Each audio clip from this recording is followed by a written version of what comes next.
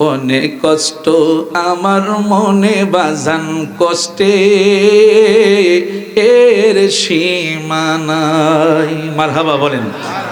ও সাইদ ফারুকী শাহ, অনেক কষ্ট আমার মনে বাজান, কষ্টে এর সীমা নাই। আমার সকল কষ্ট দূর হইবে, আল্লাহু আকবার কয় না রে। আমার সকল কষ্ট দূর হইবে তোমার যদি পায় গো। আমি যার প্রেমেতে পুইরা